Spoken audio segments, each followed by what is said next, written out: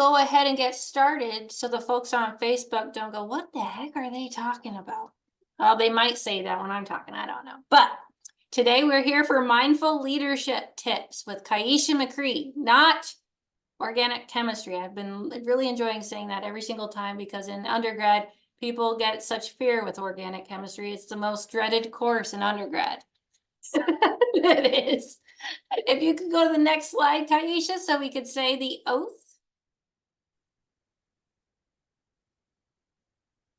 I, Tiffany Joy Green, do solemnly swear to accept the lifelong obligation to hone my superhero powers and apply those superhero powers to the good of the people I serve. I will promote and add to the ongoing success of Empower People, its members, and the people, organizations, and communities it serves. I will help prepare the next generation of superheroes. I am driven to be a positive change agent for those I serve and interact with. And let's just take a moment and do superhero pose. It really affects your day in a positive way. Okay. And now I pass the baton over to Kaisha. Oh, I love it. I love it. And I loved seeing everyone in your poses as well. I was looking at the camera. So that was wonderful. So in the next slide, I will give you some information about who I am. Some of you I know already. Some of you, this is our first time connecting. And those of you on Facebook, this may be the first time that you've heard my name or seen an update. So what you will learn from our time together, we will talk about the importance of mindfulness in successful organizations and as professionals and leaders. We'll talk about some ways you can practice being mindful. And then also we'll talk about the impact or the benefits of mindfulness for our self-awareness, our success, our performance, and our group. So that's how we will spend our time together. It will be interactive at different points. So your questions are welcomed at any time. And we have a spot for questions at the end. And we have at least 2 exercises for you today in mindfulness. So I'll tell you a little bit about me. I am the founder and CEO of Growing Perspectives Career Consulting. I'm physically located in the Midlothian, Virginia area. I have over 20 years corporate experience, and I am an ICF, which stands for International Coaching Federation certified coach. And my specialties are career, executive, and leadership coaching. And I'm a new author. I'm really focused with family and faith, and I'm a board member of our local Chesterfield Chamber of Commerce. And I am extremely passionate about growth and supporting others to grow and thrive. And the other word is to succeed. So when we talk about mindfulness, I want you to really hone in on ways this can help you to grow, thrive, and succeed as a leader. Any questions on the agenda? And if you have issues hearing at any time, please just add it to the chat, or you can come off mute and share as well. So these are the main topics we will talk about, which I talked about earlier in the learning objectives, but we'll further define mindfulness. We'll talk about its importance and value, how you can practice it, and then we'll talk about next steps. And towards the end of the next steps, we will add in an exercise as well together. So mindfulness, I will read this definition for you. I want you to look at it. And before we dive into the definition, how many on the line by show of hands have heard of mindfulness before? So I'm seeing some hands raised. So this is a word that I would say I've been hearing more about, maybe in the last few years. But what it really is, it is an awareness of our internal states and surroundings. Mindfulness can help people avoid destructive and automatic habits and responses by learning to observe their thoughts, emotions, and other present moment experiences without judging or reacting to them. And that's a definition from the American Psychological Association. So I thought that was a good way just to get started so we're all grounded in the same definition. And there could be other definitions, and that's perfectly fine. But I just wanted to share this as an opening example for us. So a few words jump out to me, and I really want to highlight that, my background is I am a coach. I am not an expert in mindfulness. I'm not a therapist, but as a coach, we really hone in on awareness. And it is with that focus that I will spend a lot of our time together on about increasing your self-awareness as we tie that to mindfulness. So I just wanted to share that with you as we move through the slides together and the different examples. So these are a few benefits, and I'm not going to read all of them to you. I found this as a great example, and this is coming from an article from Positive Psychology. It really calls out that several Fortune 500 companies are investing heavily in mindfulness programs over the past few years. And when we see companies invest in these types of initiatives, that tells you that is a strong indication of the value that the companies are seeing with these efforts and how these efforts can support the overall wellness of their employees. And we're going to talk about some other things in the second paragraph. Not only does it support our overall wellness, but these companies have witnessed success associated with less stress levels. Their employees have improved decision making, increased loyalty, increased innovation, more productivity. And so all these are really kind of personal for that person and how it can impact the bottom line. But then also things like compassion, kindness, curiosity. And that can show up in how we treat each other on a team, how leaders can lead, because our focus is really around mindfulness and its connection to our roles as leaders. So sometimes we may be leaders of our own individual companies. We could be leaders of a team. We are leaders every day, wherever we are, in our communities and our families and our organizations. So by practicing mindfulness, we reap benefits that are listed, but then also the groups that we are a part of, they also benefit when we practice mindfulness, and our peers benefit as well. So I just want to share that with you, kind of just as, why? Why should you practice mindfulness? Why is this important? I'm going to share an example before I go to the next slide. Because I said I'm really going to hone in on awareness as it relates to mindfulness. I wear an Apple Watch most days, and I don't really utilize my watch for all the bells and whistles that comes with it. So I know my husband, he will watch it and he sees his heart rate and the hours and all of that things.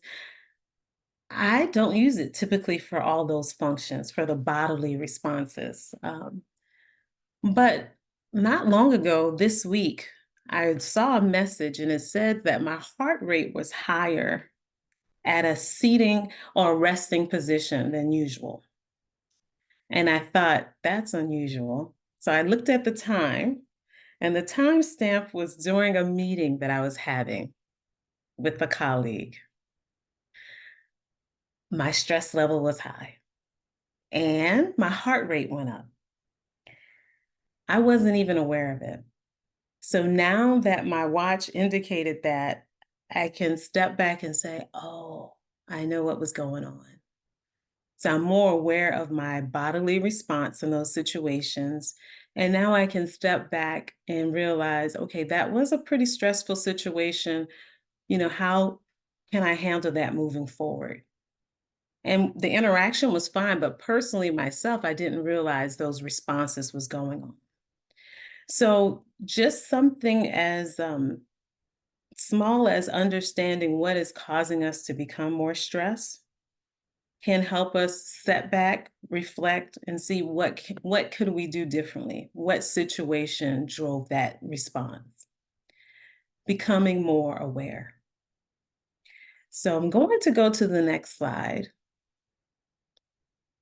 Self-awareness is really around becoming more present, and being practicing mindfulness can help us heighten our ability to assess situations and make better decisions. And I say make better decisions because sometimes it can allow us to see other options. And I pause that because sometimes if we're running really fast, let's say it's a stressful situation or it's a high stake decision that needs to be made, if we allow ourselves to step back, reflect, if we have more options available or we can see more options, then our likelihood of making some better choices are higher.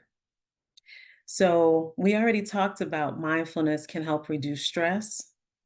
It can also help us become more clear and generate more clarity. And it can also, all these things can help us become more intentional with our actions when we decide to make that choice and make that decision, to speak up in that meeting or to respond to that email that your leader sent to you or your employee sent to you. You can become more intentional with that. So I'm going to go to the next slide, and I'm a little excited about mindfulness. So I'm going to give you a few options that you can consider to help promote mindfulness within your day. And we'll talk through some of them. And if this seems a bit new to you, I will say from different research, some things you're already doing today that you may not have classified as practicing mindfulness. The act of reflecting, taking a few moments to reflect on your day, journaling, which is a key aspect of reflecting. That's a part of mindfulness. What went well today? For example, what are you grateful for in your role? Music. As we started, Tiffany had music playing and I heard it. That helps her really lock in and it helps her work. For some of us, it's exercise. It could be walking, just really taking time to decompress, getting out, yoga, breathing. All these are ways to practice mindfulness. And when we talk about yoga and breathing, um, I have to share that sometimes some of these can be practiced in the same setting. So, for example, my company, we host retreats for our clients, individually for other events through the year as well. We are intentional of including a wellness aspect to that retreat. There's always a yoga instructor. There's always recently a breathing practitioner. That does force us to slow down. So even the act of going away on a retreat is practicing mindfulness. You've chosen to step away from the day to day, and you are, I don't want to say unplugging, but you're slowing down. You're very much more intentional. And in retreats, you can still do your leadership work and your goal setting, but you're able to weave in some of these other elements here. So I want to lift these up to you as some ways that you can practice mindfulness. And I'm going to open the line up for a few questions first before we go to the next slide. I want to ask you, And anyone who would like to share, and I would love to hear at least one response in the chat or verbally. Um, what else might be a benefit of practicing some of these mindfulness tips that you see on the slide? Any of these? What might be the benefit of slowing down or the benefit of walking for you individually or in general for a leader?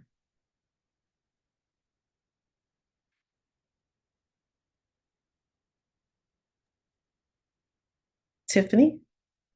I think I'll utilize music because that's just what I use. Music, and specifically classical music. It relaxes me to the point where if I'm getting lost in the weeds, helps me focus and calm down and not lose sight of the bigger picture and perspective. So it helps, like with what you said in terms of intentionality, right? So that's what it helps me do, because if I chose something like hard rock, I wouldn't have the same, it'd probably boost the negative. Not that hard rock's bad, because I do like hard rock, but like Agreed. for this scenario, that's where I think classical music really helps me focus and get um outside of my own head and focus on the big picture. Awesome. Awesome. Thank you. And what I will say also, I love that you mentioned that this drives you to be more intentional. So I'm going to read another definition, and it's a part of a definition for mindfulness. And this is coming from positive psychology, journaling for mindfulness. And we are going to take a few minutes to journal in a few moments. But it talks about mindfulness is the awareness that emerges through paying attention on purpose in the present moment. I see smiles, Tiffany's smiling, and non judgmentally to the unfolding of experience moment by moment. So just being in the moment, not judging what's happening, but being in the moment. So I'm going to ask you for a few moments and then I'll share an example. For a few moments, I want everyone to journal. I want you to ask yourself the question, when you think about your leadership style, what do you value most about your style as a leader? And we're not sharing it with each other. And then I want you to ask yourself, what's one area that you can practice mindfulness more as a leader? And I will ask for a few examples for question 2, but not question 1.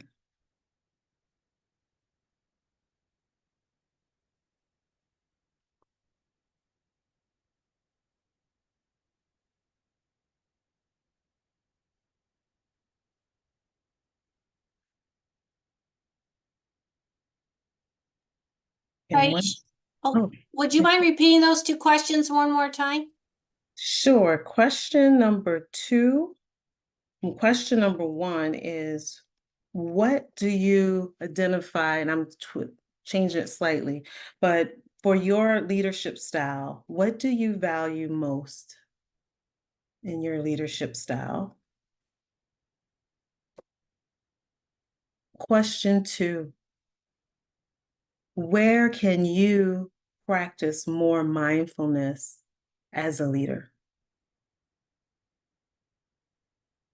And I would love to hear some of your thoughts for question number 2.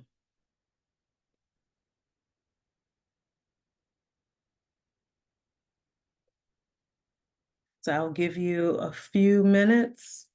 And once you've jotted down this, journal this, just please simply raise your hand or add to the chat, done, and then we will share.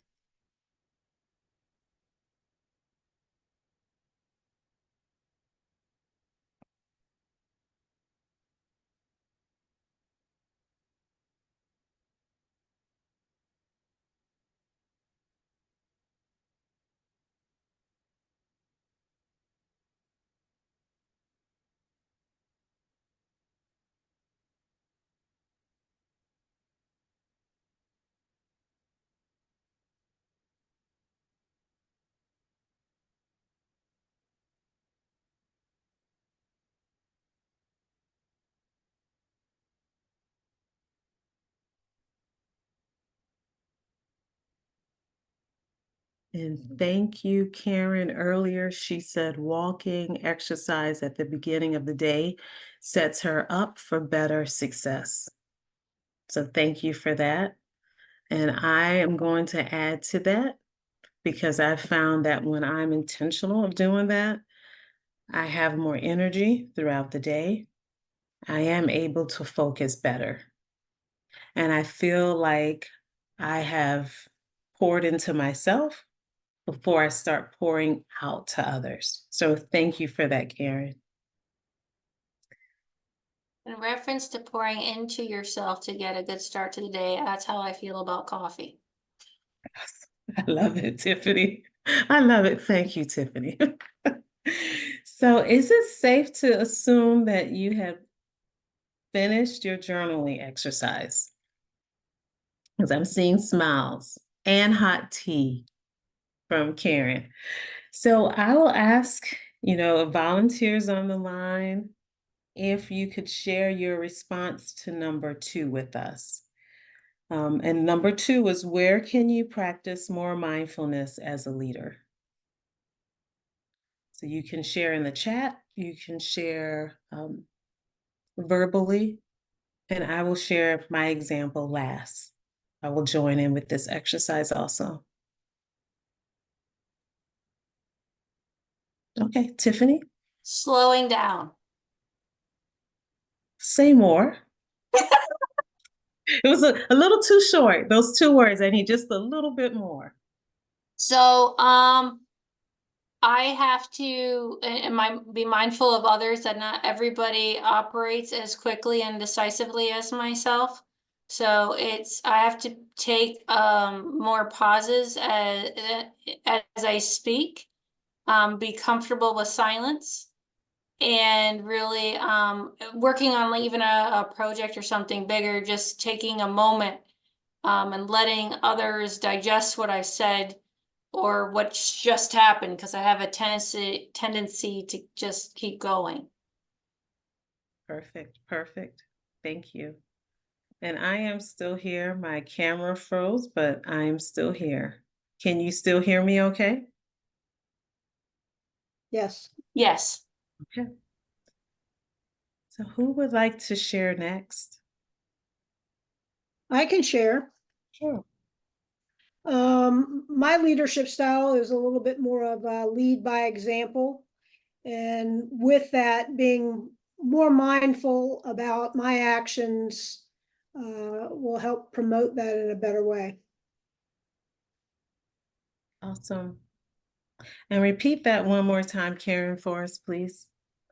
Yes, my leadership style is more of a lead by example. And if I am more mindful of my actions, that will be better for both myself and the group or the other person.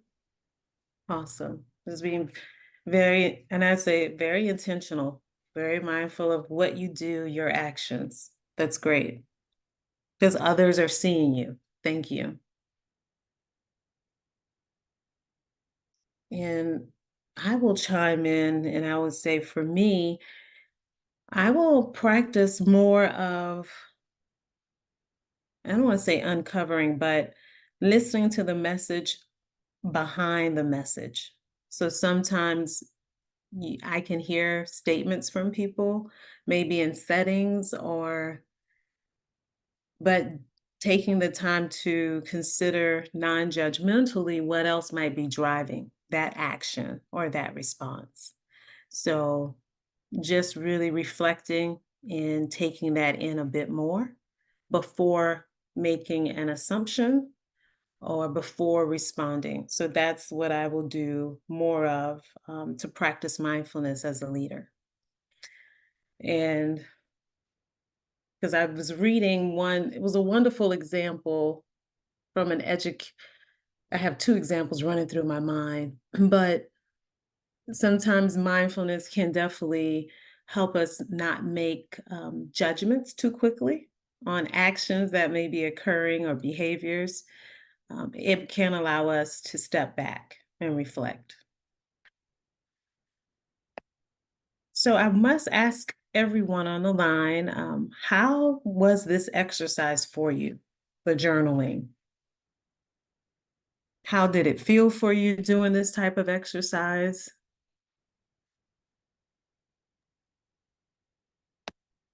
I liked it, I enjoy it, and I also do it at the end of the day on a personal note. Mhm. Very nice. Thank you. And can you still see my picture by chance? We can. Okay, well, thank you. I cannot see you all, but I know you are there. So perfect, perfect. Um, Thank you, Tiffany, for sharing that. I have a little bit to add for me. While I do not practice journaling, I found it very helpful and, possibly might do something like this in the future because it kind of brings everything to the forefront, makes you think about it. Hmm, that's awesome. And Karen, I'm not going to set you up, so I'm giving you. Uh-oh. Okay, it appears as though we've had some technical difficulties, so everybody who's also on Facebook Live, just know, I think Kaisha was having some technical issues with her Wi-Fi. Hopefully, we'll just give it a moment, and just see if she returns quickly. But let's just hunker down. Well, in this moment, Karen, do you want to share? So you're going to start journaling? Is that what I heard? Did I hear you correctly? Well, yeah, I think it would be helpful for me to be able to do that. I think it brings everything to the forefront and to the conscious, when we might otherwise lose that. Yeah, that forces you not to repress things, because then when anything you repress will come out in different ways. I think I've learned that. Or for me, I have a tendency to move from one thing to the next and out of sight, out of mind. And journaling just sort of brings it back to the forefront. Makes sense. It looks like Kaisha's coming back. I am back. I'm back. So, flexibility. So, thank you all for being flexible with me. Every now and then, Zoom will freeze. And so, can you hear me okay? All right, all right. So what I was asking, the last thing I heard was Karen saying that, she doesn't practice journaling often, but this exercise was helpful to bring things to the forefront. And then I would just add on that once these items are brought to the forefront, it can support us to move forward, maybe new ideas. And it does support our growth. It keeps us grounded. So it's a lot. We have several benefits when we allow ourselves to step back, reflect, and it can cause us to be more intentional of our next steps. Karen, was there anything else you wanted to add when you shared that example with us? No. Okay, perfect. I realized something was wrong. I was like, because I asked the question, I didn't hear from you, and I thought, okay, I think it's offline. Well, I will also, maybe I will add that, sometimes when I get stressed, I can become reactionary. And I think that, mindfulness and, therefore journaling may help with that going forward.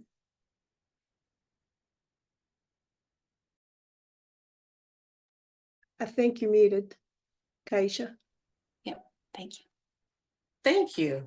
So I think that's powerful as well. So I ask everyone on the line, as you start to practice mindfulness more, I want you to observe what other benefits is this gaining or providing to you. So Karen just shared a great example. So how else can this help you as a leader and support you? What other benefits are you noticing? And those are some of my next steps. I do want to share with you the last slide I can't pull up right now, but I'm going to talk through them with you. Today was a starter for some of you. It was a refresher for others, but there are so many resources out there connected to mindfulness. So I definitely ask you to consider using some of the tips I shared today. And I also invite you to visit our friends on Google and see other tips and techniques that you can use. But definitely, one of the quickest ways is definitely we talked about journaling because you have it there, but you have several ways that you can practice mindfulness. And each person's style, a tip may work better for me than for Tiffany, than for Devin. So I do encourage you to try at least two approaches before you make an assumption or an assessment on it. You could be one tool is better for you than another. So I want to really offer that up. Positive psychology is a great resource. And like I mentioned, Google, wonderful resources available. I want each of you to also set a goal. As a coach, I love sharing information, but the true work is after you leave our session today. So I want you to set a goal of how will you practice more mindfulness as a leader? And how will you monitor your progress? So I'm actually going to give you a few moments. Set a goal. If you're the person that said you plan to journal more, you plan to slow down, you plan to listen beyond the message that's being shared, how will you monitor that? And how will you hold yourself accountable for these actions? So I will pause there. And I encourage you to also keep reassessing over time, because you may find that one approach isn't serving you as well as it used to. And maybe it's time to use a different mindfulness technique. And then I encourage you also to be willing to reach out for additional support, for feedback. So, Karen, if you told me you're going to really focus in on, the actions, ask for feedback. You ask your peers, ask your accountability partners, ask your employees, ask your manager, have they observed some differences? So that way you can really validate, are you growing in this area? Are you improving as a leader in this area? So I'm going to do a summary. And while I do this summary, I'm going to ask Tiffany if she could share a link that I sent to her a few moments ago, once I finish the summary. But before I go into summary, are there any questions from the group? Okay. If you have any questions after today, you can contact me directly, and I will put that in. And Tiffany, are you able to open that link for us? I can try, but we're over time, so I want to make sure we leave some room for Q&A just for the members. No problem. That's No why I problem. dropped it in the chat, and I will drop it in the members only site too, and the information. So Okay. Okay, so I will pick up the pace. I encourage you to click on that link. It's a phenomenal summary of mindfulness, high level, and it also talks about some techniques that you can use, and it has a phenomenal breathing exercise enclosed. So, in summary, I want you to remember these points. Mindfulness has several benefits. We can use them in different ways, and we can continually assess our progress with mindfulness. And you're not alone. So you've been given tips today. You have a link as well that has other tips, and we have several resources online. So I want to thank you for joining. Thank you for the opportunity, Tiffany, to highlight mindfulness as leaders. Very good, Kaisha. And I want to say goodbye to our Facebook friends, because I have to say goodbye because if you're not a member, you can't participate in the Q&A. So if you'd like to become a member, it's really super duper easy. I dropped the link in the comments section. It's just empowerpeople.org/join. You join for free. And guess what? You get to ask Kaisha some really awesome questions and some of our other advisors too. So thanks for joining us. And until next time, have a good one.